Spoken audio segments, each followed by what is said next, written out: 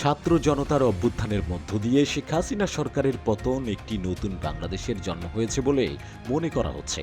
আর সেই নতুন দেশে ফেরার জন্য প্রস্তুতি নিচ্ছেন বেগম খালেদা জিয়ার ছেলে এবং বিএনপির ভারপ্রাপ্ত চেয়ারম্যান তারেক রহমান। যদিও তার ফেরা নিয়ে রয়েছে নানা আইনি জটিলতা, তবে এসবের মাঝেই জানা গেছে কবে ফিরতে পারেন তিনি। বিএনপির ভারপ্রাপ্ত চেয়ারম্যান তারেক রহমানের দেশে ফেরা নিয়ে আলোচনা চলছে।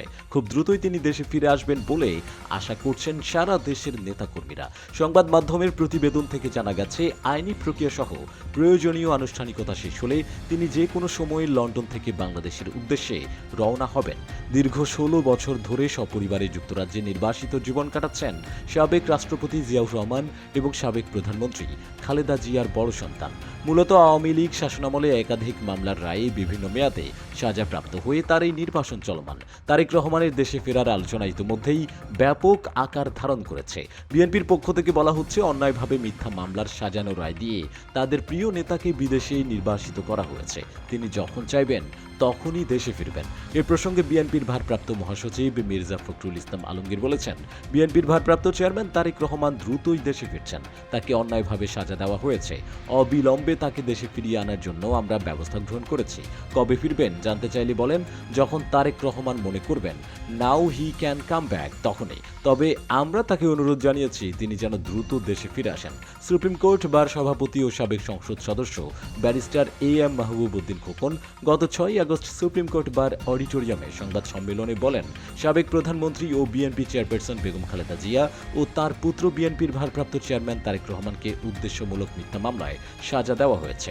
তাদের সাজা ও মামলা প্রত্যাহার করতে হবে।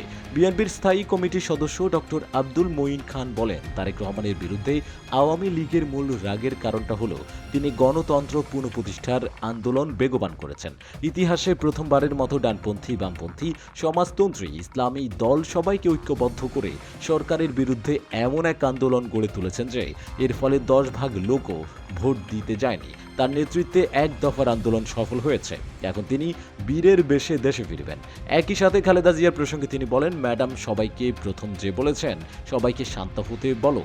এখানে এমন কোনো পরিস্থিতি তৈরি যেন না হয় যাতে অর্জিত বিজয় ছিনিয়ে নিয়ে না যায় কেউ। খালেদা জিয়া কবে নাগাদ জনসম্মুখে আসবেন প্রশ্ন করা হলে বিএনপি মহাসচিব বলেন, আপনারা জানেন ম্যাডাম খুব অসুস্থ। আমি গতকাল রাতে দেখা করেছি, তাই এই ব্যাপারে কিছু বলা যাচ্ছে না।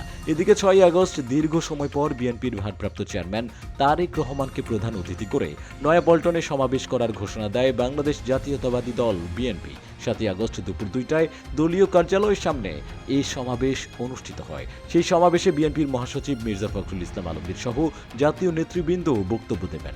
এতে সর্বস্তরের জনগণ সহ বিএনপি এবং এর অঙ্গ ও সহযোগী সংগঠনের সব পর্যায়ের নেতাকর্মীকে যোগদানের জন্য অনুরোধ করা হয়। যদিও তাদের এই পদক্ষেপকে দুই পক্ষ দুইভাবে দেখছে।